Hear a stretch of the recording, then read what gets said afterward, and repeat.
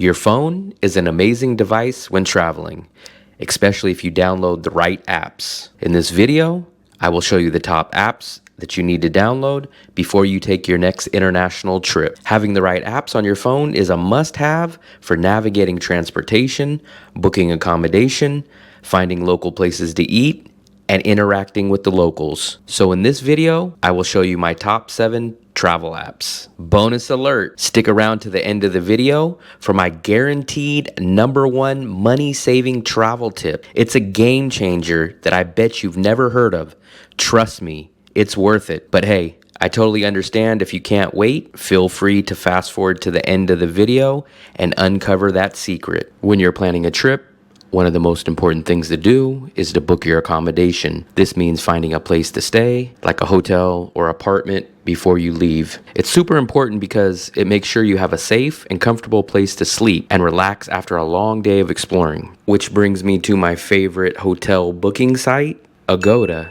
Simply put, Agoda is one of the biggest hotel and booking sites across the world, especially here in Asia. And personally, I can vouch saying that whenever I compare Agoda to Booking.com, I usually 9 times out of 10 find cheaper prices on Agoda. What I really prefer about Agoda is I like their filtering process. It allows me to find places with queen size beds, for example, or a place in the city center or at specific budget price points. If I want a kitchen, I can hit the kitchen filter.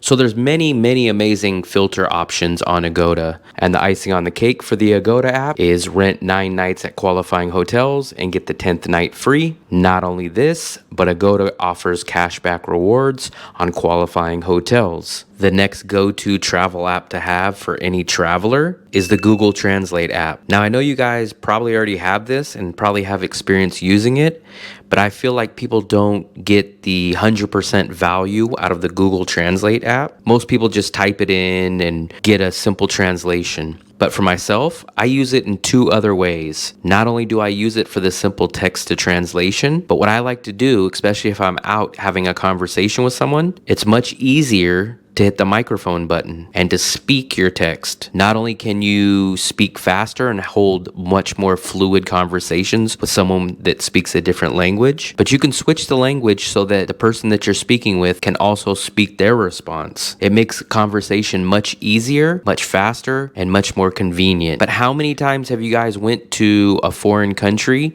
and couldn't understand what's on the menu? Now here's where Google Translate can help you out immensely. If you go simply down here to the camera button and you take a picture, that text on that menu or on that sign or anything you need translated will instantly pop up, saving you a lot of time and a lot of hassle if you're in a foreign country and can't read billboards, signs, menus, or anything. So I feel like these are 2 important features that many people that use Google Translate don't take advantage of, which is a main reason I included Google Translate into one of the top apps that you need as a traveler. I think this next ride-sharing app is severely underrated, which is why I put it on this list of must-have apps, and the app is called InDrive. Let me start off by saying this is the only ride-sharing app that I use now.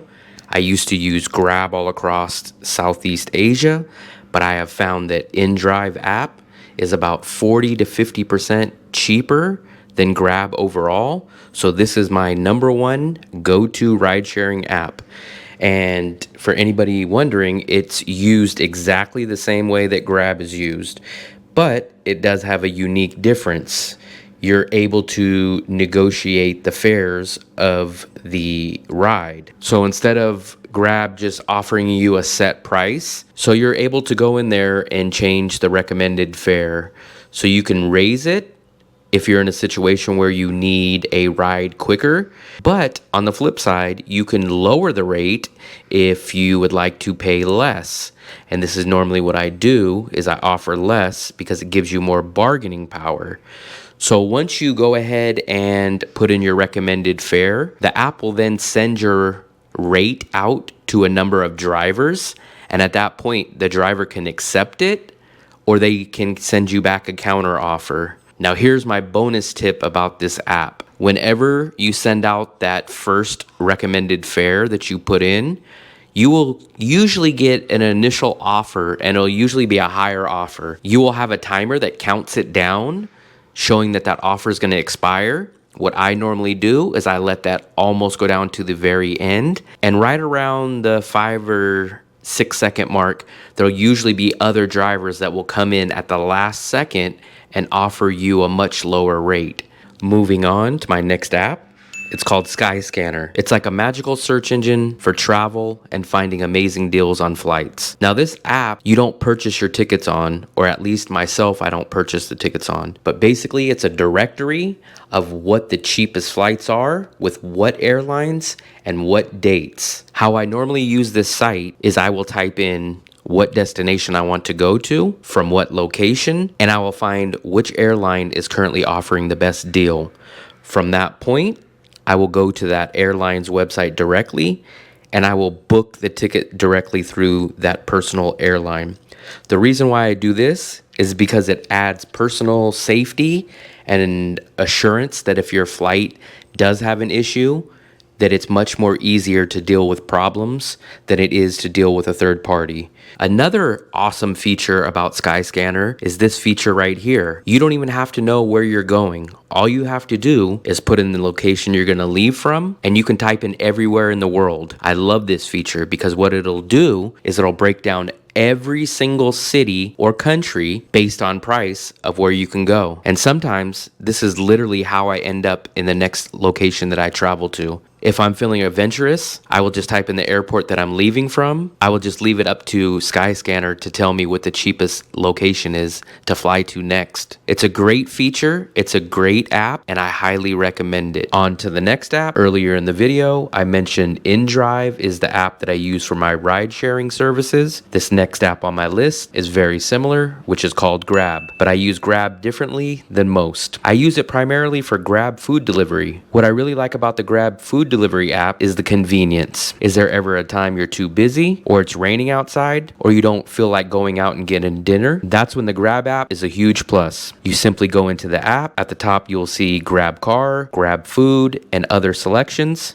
Just click on the Grab Food app. You will see a list of available restaurants and food options. You could find your favorite local restaurant, or you can get a little adventurous and try new restaurants, especially since the Grab app offers so many promotions. They have a few tabs right below that say flash sale or free delivery. Here's an insider secret that most don't know. Even though I don't have a paid Grab subscription, it still allows me to add extra discounts at checkout. After you select your food and you go into your basket, you will see under your payment options, it says use offers. If you click on it, you can see the available offers to you. Just click on the discount and it will take that amount off of your food order. So not only can you use Grab as a ride sharing app, but you can also use it as an easy and cheap food delivery app. This is why I recommend it when traveling. Another app I constantly use daily is called Bing Copilot. It's very similar to ChatGPT, but for some reason, I just enjoy the interface better on Bing. I feel like